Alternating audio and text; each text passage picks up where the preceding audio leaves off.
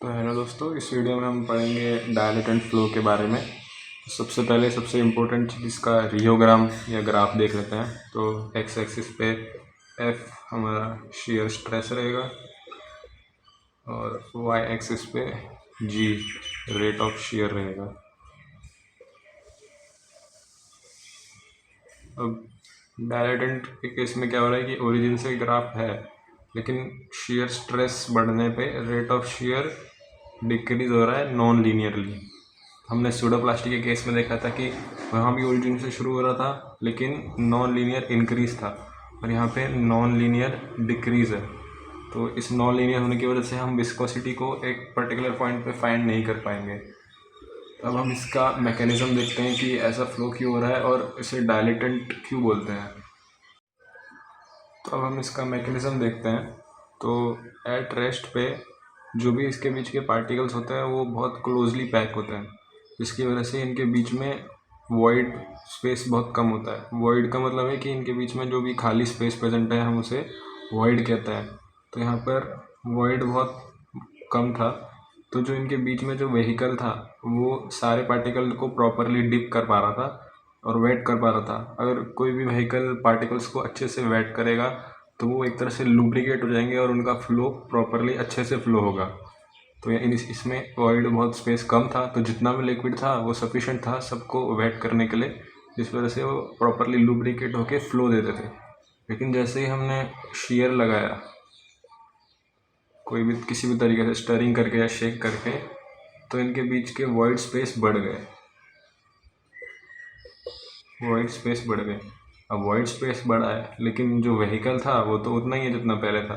तो अब वो इतने दूर दूर पार्टिकल चले गए तो व्हीकल सबको प्रॉपरली वेट नहीं कर पा रहा है और लुब्रिकेट नहीं कर पा रहा है, जिस वजह से फ्लो नहीं हो रहा है। तो हम देखते हैं कि shear लगाने के बाद प्रॉपर फ्लो नहीं मिलता है, क्योंकि वो व्हीकल उतना ही और वो प्रॉपरली वेट करके लुब्रिकेट नहीं कर पा रहा है। तो अब ऐसा सिस्टम को हम shear थिकनिंग सिस्टम्स कहते हैं।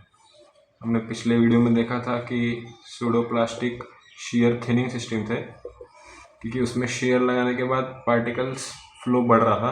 अब यहाँ shear लगाने के बाद पार्टिकल्स का फ्लो घट रहा है, मतलब एक तरह से वो गाढ़ा हो रहा है, जिस वजह से उसका फ्लो नहीं हो पा रहा है। अब इसे हम shear थिकनिंग सिस्टम कहते हैं, या तो shear थिकनिंग लिक्विड्स कह सकते हैं, लिक्विड्स या तो सिस्टम कह सकते हैं।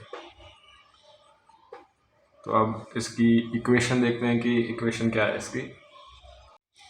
हाँ, तो इसकी इक्वेशन भी वही है, F⁴n is equal to eta dash G, जिसमें ये नीटा है coefficient of viscosity, coefficient of viscosity dilatant liquid के केस में।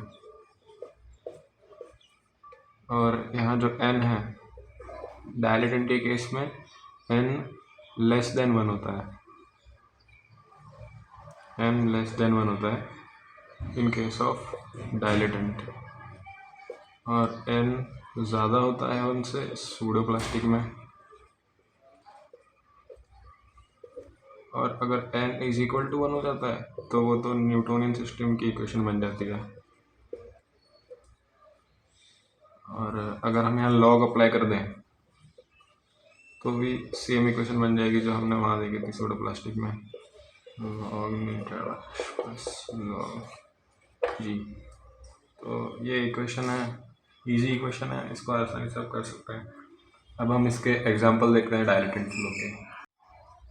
हाँ, तो इसके एग्जांपल में आपको याद रखना है स्टार्च इन वाटर का सस्पेंशन जो है वो डायलेटेंट फ्लो देता है, और बाकी जो हाईली कॉन्सेंट्रेटेड सस्पेंशन है जिनमें सॉलिड की क्वांटिटी 50% से ज़्यादा है वो भी डायलेटेंट फ्लो देते हैं। तो एक तरह से सारे सस्पेंशंस, मोस्टली सस्पेंशंस जो कि हाईली कॉन्सेंट्रेटेड है वो डायलेटेंट फ्लो देते हैं।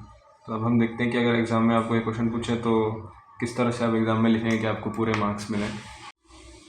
तो अगर आपको एग्ज़ाम में एक क्वेश्चन पूछे तो सबसे पहले आप डायलेटेंट की डिफाइन लिखना, फिर सबसे इम्पोर्टेंट ग्राफ बनाना, फिर इक्वेशन समझाना, मैकेनिज़्म समझाना और इसका एग्जांपल लिख देना। इजी है, आप इसमें ग्राफ या shear थिकनिंग याद रखना। जैसे सूडोप्लास्टिक में हमने कहा था कि शेयर सूडोप्लास्टिक क्वेश्चन में ना लिख के शेयर थिनिंग भी लिख सकते हैं, इसी तरह डायलेटेंट ना लिख के शेयर थिकनिंग भी लिख सकते हैं। तो आप इसको याद रखना कि सूडोप्लास्टिक शेयर थिनिंग है और ये शेयर थिकनिंग है। Example, mechanism, equation, graph, define, ये सब लिखने के बाद आपको अच्छे मार्क्स मिल जाएंगे। Thank you. अब हम अगली वीडियो में थिक्सोट्रॉफी के बारे में पढ़ेंगे।